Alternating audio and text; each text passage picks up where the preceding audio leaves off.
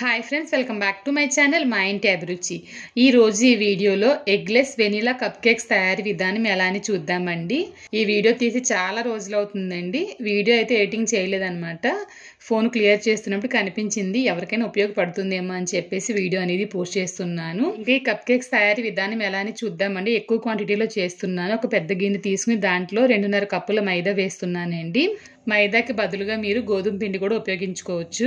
ఇప్పుడు దీంట్లో 2 టీ స్పూన్ల బేకింగ్ పౌడర్ వేస్తున్నాను. 1 టీ స్పూన్ బేకింగ్ సోడా వేస్తున్నాను. తర్వాత కొంచెంగా సాల్ట్ వేసాను. ఒక 1/8 టీ స్పూన్ సాల్ట్ వేస్తే సరిపోతుంది. బాగా జల్లించిన తర్వాత ఒకసారి కలిపేసి పక్కన పెట్టేయాలి. ఇప్పుడు ఇంకొక గిన్నె తీసుకుని దాంట్లో 1 కప్పు పంచదార వేస్తున్నాను. తర్వాత దీంట్లో 2 కప్పుల పెరుగు వేస్తున్నాను.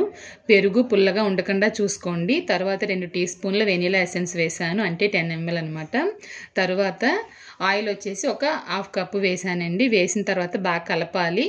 ఆయిల్కి బదులుగా మీరు బటర్ కూడా కొంచెంగా మెల్ట్ చేసి ఉపయోగించుకోవచ్చు. ఫ్లేవర్స్ లేని ఆయిల్లో ఉపయోగించాలి కేక్స్ తయారు చేసేటప్పుడు.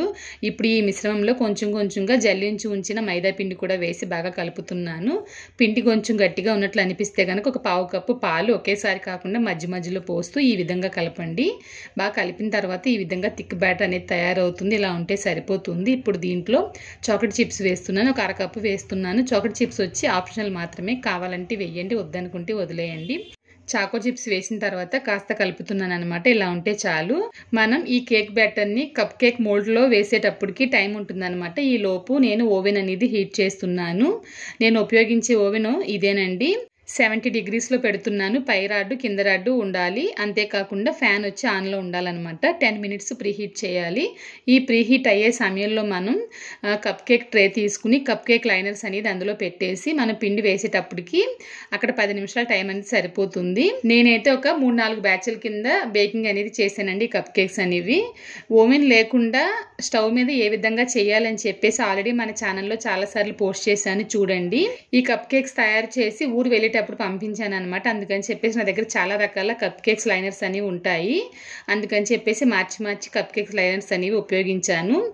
మీరు వచ్చేసి టీ కప్స్ ఉంటాయి కదా, పేపర్ కప్స్, దాంట్లో కూడా వేసుకుని ఉపయోగించవచ్చు. అవైతే ఒక 50 కప్స్ ఒక 50 రూపీస్ అలా పడుతుంది అనమాట.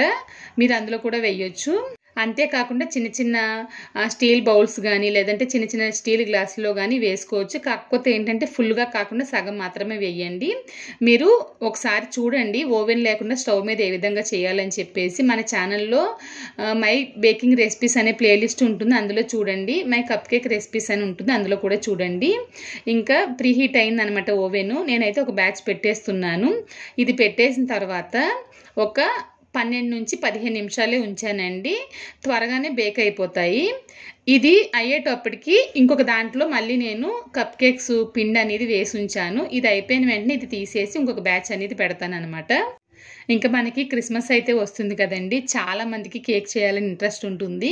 మన ఛానల్లో అయితే చాలా రకాల బేకింగ్ రెసిపీస్ ఉన్నాయి. ముఖ్యంగా కేక్ రెసిపీసే చాలా ఉన్నాయండి. వితౌట్ ఓవెన్ ఉంది, ఓవెన్లో కూడా ఉన్నాయన్నమాట. ఓవెన్లో కూడా చేసినవి మీరు ఒకసారి ట్రై చేసి చూడండి. చల్లారిన తర్వాత రీమోల్డ్ చేసామంటే ఈజీగా వచ్చేస్తాయి. ఈ రోజు ఈ వీడియోలో ఎగ్లెస్ వెనీలా కప్ కేక్స్ తయారీ విధానం ఎలా అని చూశారు కదండి. ఈ రెసిపీ కనుక మీకు నచ్చినట్లయితే లైక్ చేయండి, షేర్ చేయండి. మీరు ఇంకా సబ్స్క్రైబ్ చేయలేదంటే కనుక మన ఛానల్ని మర్చిపోకుండా సబ్స్క్రైబ్ చేయండి. ఇంకొక వీడియోలో మళ్ళీ కలుద్దాం. Thank you.